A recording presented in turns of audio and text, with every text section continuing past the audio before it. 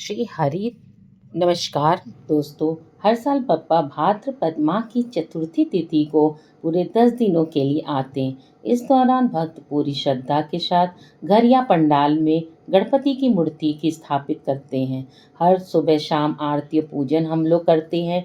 साथ ही उनके मनपसंद पकवान का भोग लगाते हैं, मोदक आदि का। व अनंत चतुर्दशी को ढोल नगाड़े के साथ उनकी मूर्ति का विधि विधान के साथ तालाब, नदी या समुद्र में विसर्जित करते हैं।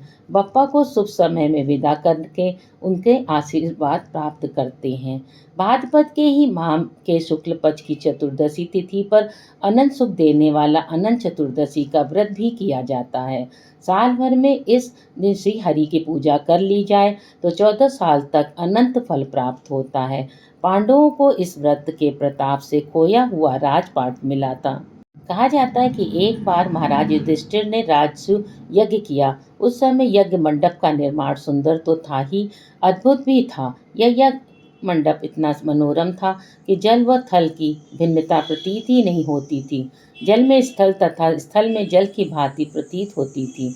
बहुत सावधानी करने पर भी बहुत से व्यक्ति उस अद्भुत मंडप में धोखा खा चुके थे। एक बार कहीं से टहलते हुए दुर्योधन भी उस यज्ञ मंडप में आ गया और एक तालाब को स्थल समझ उसमें गिर गया। तभी द्रौपदी ने यह देखकर अंधों की संतान अंधी कहकर उसका उपहास किया। उसे दुर्योधन चिढ़ गया। यह बात उसके हृदय में बाण समान लगी। उसके मन में द्वेष उत्पन्न हो गया और उसने पांडवों से बदला लेने की ठान ली। उसके मस्तिष्क में उस अपमान का बदला लेने के लिए विचार आने लगे। उसने बदला लेने के लिए पांडवों को धृतकीर्णा में हरा कर अपमान का बदला लेने के लिए विचार उपजने लगा। उसने बदला लेने के लिए पांडवों को धृतकीर्णा में हराकर उस अपमान का बदला लेने की सोची। उसने पांडवों को जुए में पराजित किया। पराजित होने पर प्रतिज्ञा अनुसार पांडवों को 12 वर्ष के लिए वनवास भोगना पड़ा। वन में रहते हुए पांडव अनेक कष्ट सहते रहे।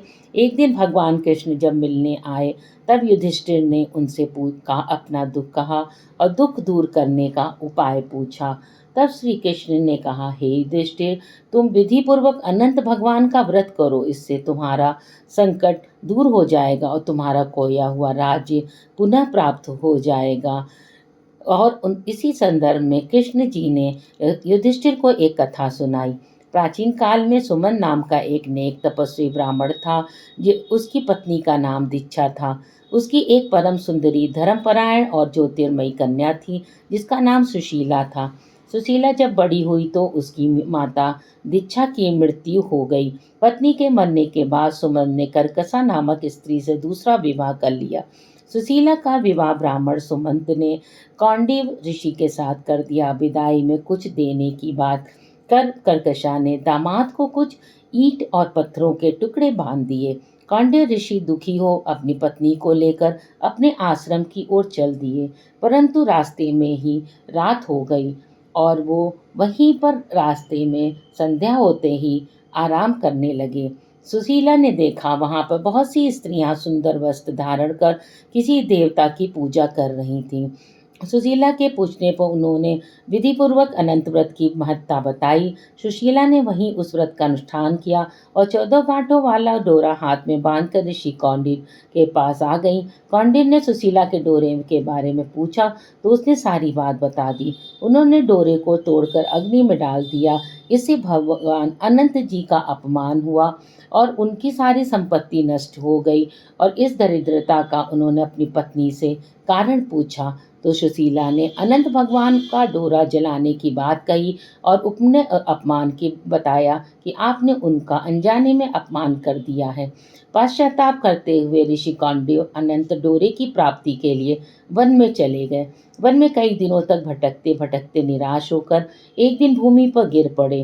तभी अनंत भगवान वहां पे प्रकट हुए और उन्होंने कहा कि हे कौंडिन्य, तुमने मेरा तिरस्कार किया था, उसी से तुम्हें इतना कष्ट भोगना पड़ा।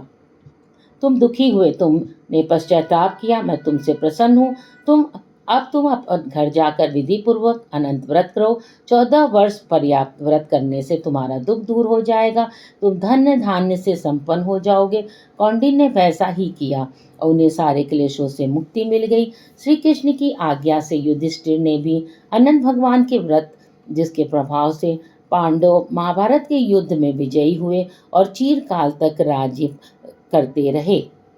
अनंत चतुर्दशी के दिन सुबह जल्दी उठकर स्नान आदि से निवृत्त हो जाना चाहिए। उसके बाद साफ व पीले रंग के वस्त्र धारण करें और भगवान विष्णु का ध्यान करते हुए व्रत का संकल्प लें। इसके बाद कलश स्थापना करें और उसमें अष्टदल कमल रखें।